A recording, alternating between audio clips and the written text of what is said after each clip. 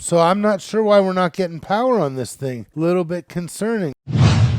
All right, folks, welcome back to Big Man's World of Wonders. All right, welcome back to the show tonight. Tonight, wait a minute. You're going to say, Big Man, didn't you do this one already? Didn't you already talk about this thing? Well, kind of I did. Kind of I didn't finish, so we're back at it. So what we're talking about is the Shure BLX-4R. This is a wireless set. Comes with the transmitter pack. Comes with the receiver. It's an entry-level Shure professional level kit. There's different bundles that are available for this kit. The one that I found available is the one that came bundled with this headset over here, which is a high quality headset. It's very discreet, very small, unnoticeable, especially designed for speaking, which is what I intend to use it for. You know, pastors, professional speakers, those kind of people, they like this one. So I wasn't sure. I don't know if you remember, if you saw our other video. Hopefully you've subscribed to our channel. You're following us, so you've already seen the previous video. If you haven't, go watch the other video because it's kind of a precursor. I'm going to give you a quick rundown, but don't forget to smash the subscribe button. Like us. That's great. Anyway, BLX-4R entry level. It's a one channel. Here's the pack. Comes bundled with this. So I was trying to figure out which headset. There was 4 different headsets that I was potentially wanting to use, and I couldn't get a straight answer from my big box retailer, and I couldn't really get a straight answer even from Shure. They said, yeah, we think this is the one that's going to be the best. Now, I'm a little bit skeptical because this one is also the one that was in stock in the frequency that I needed at the time. The other ones weren't. The bundles that came with the different headsets weren't. And so the guy in the shop, actually there was one other, the entry level, he suggested, well, why don't you buy 2? You can test them. You can bring one back 45 days. I said, you know what? I have a better idea. So I bought this, and then I bought 3 more headsets, which I reviewed in the other video. And I did say at the end, and I'm really, the more I've listened back to the audio that I got from the different headsets, really, I'm convinced that the one I'm wearing right now, it's the SM35 headset, is a great headset. For me, for the sound I want to hear, it's perfect, really. It has a nice, rich sound, full range. It's really good. I really liked it. I liked it better than this one. We did a PGA 31, which is an entry level. I liked it better than that one. We did I think it was a WH20. Liked it better than that one, and I like it better than this one. So I said, okay, well, now that I've figured it out, I'm going to go back and get the bundle that I wanted, which comes with the headset with the SM35, where it has this receiver unit, and it has the same pack, but it comes bundled with the headset that I'm currently using, the SM35, and I needed it in the frequency that I wanted. Now, in case you don't know, I'm going to try to touch this really quick. The frequency makes a difference for where you're geographically located and the frequencies that are in use by all the people who use radio frequency every day. You know, it's filled with things on radio frequency. So they have locators. Shure has one on their website where you put in your address or your zip code, and it tells you the compatible frequencies in the area where you intend to use it. And hopefully, if you're using it in different areas, it's going to be compatible everywhere, but it might not. That's just the way it goes. So where I am, I wanted to get one that was on the H9 frequency for the frequencies that are available on this unit. So when I looked, the price on this was $600. They had it with the SM35. It was $469, and it wasn't available. Not in the frequency I wanted. So I said, well, I don't want to wait 5-6 weeks. They're talking about to get it till the one that bundle I wanted was going to be in stock. So I'm thinking, what do I do?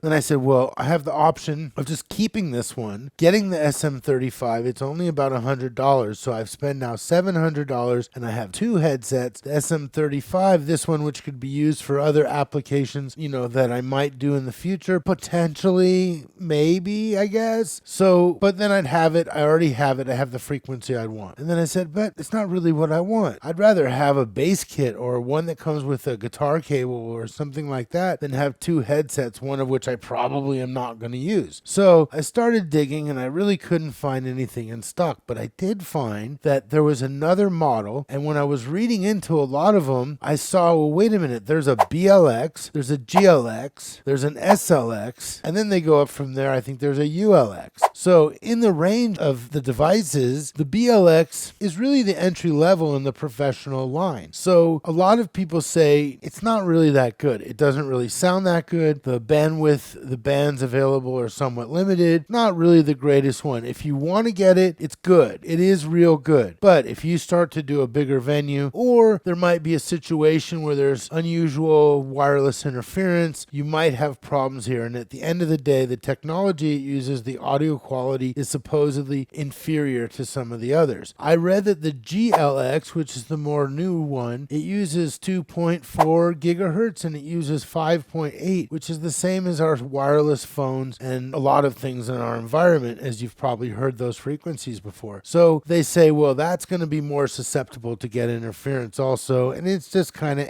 So I saw that they had one called SLX, and I said, well, wait a minute, is that available? Well, there was some, but it was hard to get. And so then I started looking at the different bundles, different microphones, guitar cable, microphone, etc., etc., etc. And so I decided I could get the base model for $649 of the SLX, which came with a 1/4-inch guitar cable. And I'm a bass player, and so, hey, that might be actually useful as well. And then from there, I already have the headset that I want. I paid $100 on Amazon for it, and I can use it with this. And then I'm basically into it for $750. It's a little bit more, but at the end of the day, I'm going to get the upgraded controller. I'm going to get the headset that I really want, plus I'll have the guitar cable. And what should I do? Can I find it? I couldn't. I went back and forth. So I found it at another big box. The guy was at the end of his day, the salesman. He decided, you know what? If you just want to get it, if you don't like it, you have 45 days to return it, and I'll go ahead and give you $30 off. So I wound up saying, what should I do? Should I, I'm going deeper and deeper. Do I really need it for what I'm trying to do? But I do like to buy good equipment. I like to buy once and not buy and then figure, oh, I really should have done this, and then sell it and take a loss. So I said, what should I do? What should I do? It's not so much different. What do I do? So at the end of the day, my decision was this.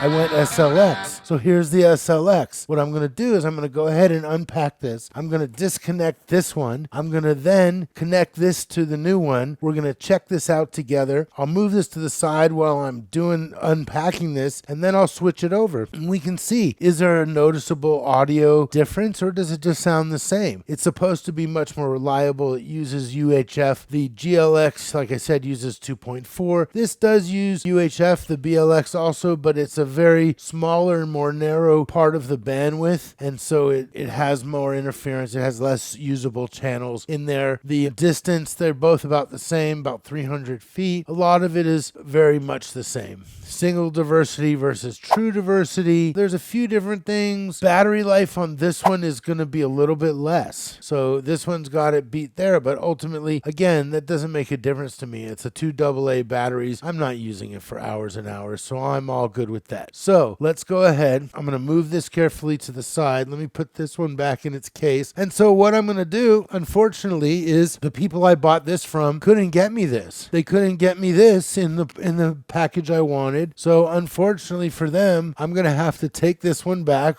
to them. And I bought this from another big box retailer. And what I did is I bought the one that has, I don't know if you can see it, but it's marked on the front, and it has like I said, it has the guitar cable. So I have it. I can use it for my guitar, my bass, and I already have the headset I want. So that's great. You see, I have this sitting on the table, so I'm still a little bit tethered, but I really just left it on the table for your guys, so you could see what it looks like and, feel like we're all doing it. So anyway, here we go. I haven't seen this yet, so I'm pretty excited. Bam, there it is. Okay, some instruction book. There it is. SLX-D by Shure. Put this to the side. Cardboard here. We have, knocking everything out, knocking it all around. Okay, here we go. Very, very similar. This is the control box I'm taking out. Let's see if we see much difference in size. Physically, it's identical. The controls and the faceplate of it are similar, but not identical. This one has a nice rotary knob with a push button on it. It's not lit up yet. I should light it up before I show you this comparison, because it really would be a nice comparison, but this one has no,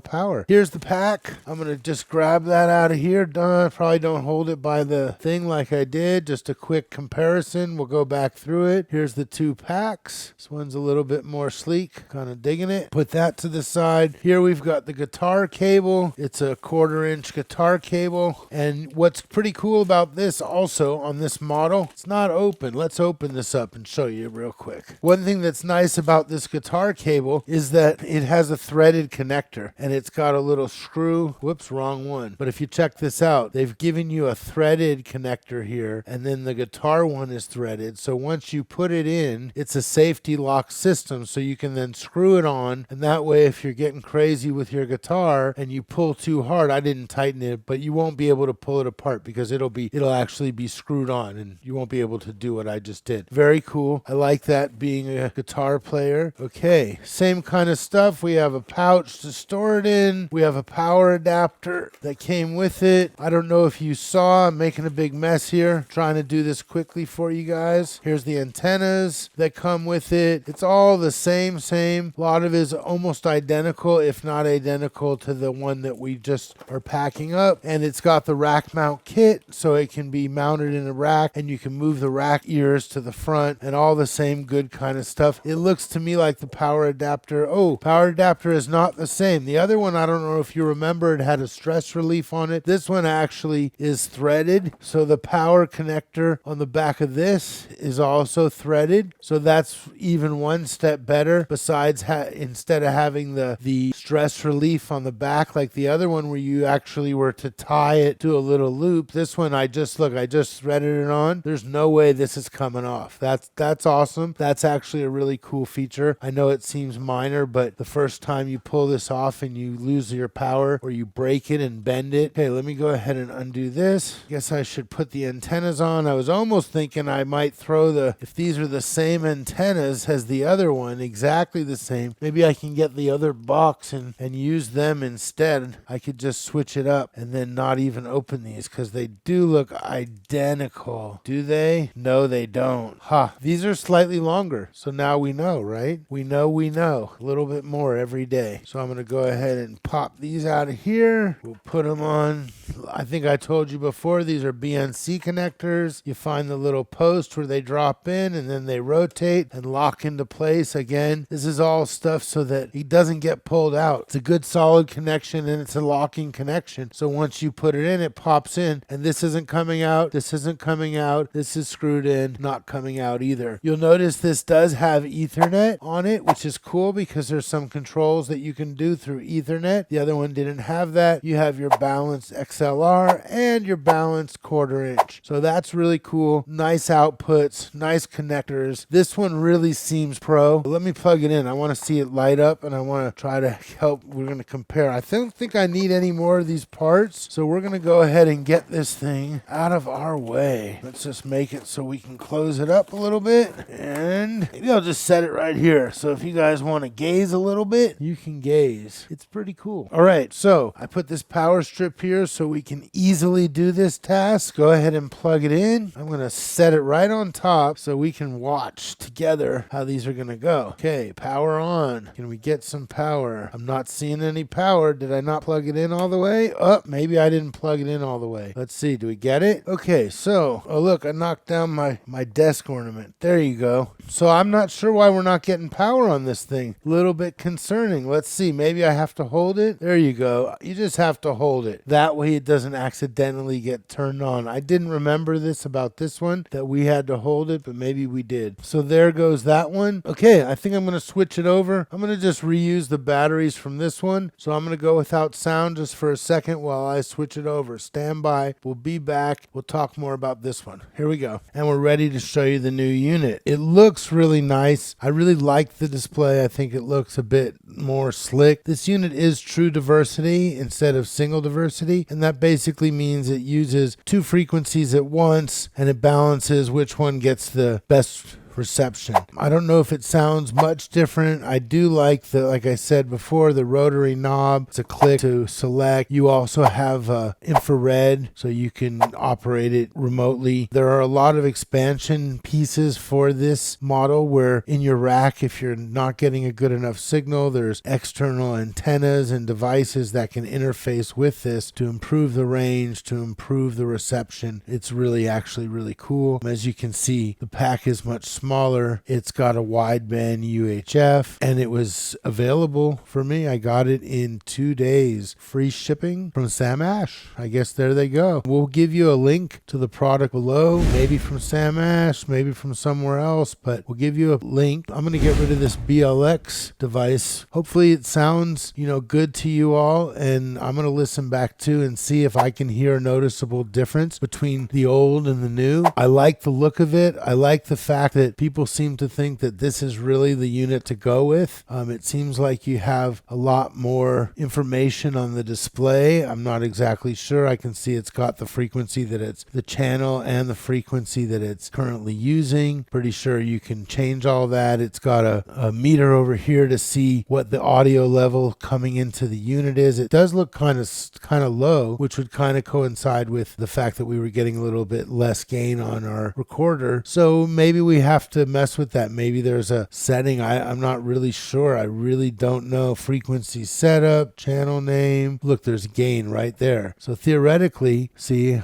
I could optimal. It's not in the optimal level. So I really should turn down the main gain. Let's try it and see if we hear a big difference. I'm going to go ahead and turn down the gain on the recording device a little bit, just so we don't overload you. And now I'm going to bring this up to where I'm going to talk more quiet. Let's see if we can, am I adjusting anything? Yes, I am. So this is, okay, there we go. So there, I'm almost there. I'm in the optimal range. If you all can see, there's a little range here where it shows now on my recorder. Let's see how that looks. I think it looks good over there too. Yeah, I think it probably looks pretty good on both places. Here I'm in the optimal range there. So this is what they call gain structure. And I'm sure that when we listen back, we're going to hear a difference in how it sounded before and after we made this. Having the proper gain structure is very, very important in getting a good recording quality, a good mic sound, a good any sound. If you need to have your gain so you have strong gain, not overloading. And if that's why they've given you a really easy way to say, hey, this is optimal, get your gain in this level. It literally says it right on the display. I think that that's awesome. And then set your gain on your recorder to a level where it's not overloading, but you don't want it really low. You don't want to record your signal really low, and then because we have digital stuff, we can boost it up in the production, in the edit or whatever. You want to have good gain. You'll find if you have good gain structure, and by structure that means your signal comes in, it comes into here. This is the gain on this device. It then goes to another device, whether it be your recorder, or usually we're not using it now because we wanted to hear the mic, but normally we go through a channel strip to give us a little bit of coloration in the sound and a little bit of other effect by going through that control to get the control of the sound. So if we're doing that, then we have to make sure that then the gain from here coming into the channel strip is good, and then we have to make sure that the output, which is the input into the recorder, is good. And anything else that you have in the chain, you have to make sure that the gain level on each device is proper. Your Tech Garage tip of the week. Because if you don't and your gain structure is all off, you're not going to get a good sound. I promise you that. That's one of the greatest tips I can give you, is know your gain structure. Anyway, there's not a lot for me really to say about this. I think I've told you everything that I know. It's pretty easy. It was pretty intuitive here to just easily go ahead and adjust what I was wanting to do. There's an exit button. I can go here, mic, line level. It already has mic level, so that's good. If I was using a guitar or something, I would set it to line level. There's an advanced settings. I don't know what it does, but device lock, network configuration. Nothing we're going to go through today, but factory reset, that's pretty good. In case you mess everything up, you can just factory reset it. There's help built right into the device. That's pretty cool. There's a sync button. I think you can sync these to other devices for redundancy, and shows your signal strength. Look, now if I look over here at my audio levels, instead of getting 1 or 2 dots, I'm getting 2, 3, 4, maybe even 5. I think 5 might be too many, but I'm getting 3 and 4. So it looks right. If you have a meter, you shouldn't just be dingling down here at the bottom. You should be using that meter so that you can see the dynamic range of the input. So this is really cool. I'm already digging this thing more than the other just by what I can see and control on the display. I trust by what everybody else in the professional world is saying that it's a superior unit, and I'm really actually happy. I wound up spending about $7 $720 instead of the original $600 that I was going to spend. But I did get the exact headset that I wanted. I did get the guitar cable connection with the smaller body pack that has the threaded connector, all great things. UHF, true diversity, better overall sound quality. I think it's a win. I think if you'd be okay with the BLX, I was going to get it, but honestly, I'm really happy for just a little tiny bit more money. I feel like I got the good thing, and I feel like I'll never have to rebuy this for what I'm doing, even if I go and play some shows, which I don't barely ever do in a lot of years. But if I did, this thing is ready for it. It's ready for any venue I'm going to be playing. That being said, I hope that you like this video. I hope that you like us and follow us. Big Man's, I'm going to move this out of the way. Big Man's World of Wonders. Don't forget Subscribe. to smash Click the subscribe button. Go ahead and do it. Follow us. We're following up on the previous unit to tell you, hey, you know what? We were showing you this other one, which we thought was great, but we got something more updated. We're coming back at you to give you more information. So until next time, we'll see you soon. Thanks for tuning in. It's on you. Also, don't forget, if you want to pick up one of these devices, the SLX, the BLX, the different headsets we tested, the SM35, the PG31, etc. I don't remember off the top of my head. They're all linked below, so go ahead and click the link and enjoy. If you have any questions or comments, put them below. We'll try to answer them. If you have any suggestions of what we should do, what you'd like to see, let us know. We're trying to do exactly what you all want. So have a great day. Thanks for watching this episode. Hey, if there's something you'd love to see on this show, leave us a comment below.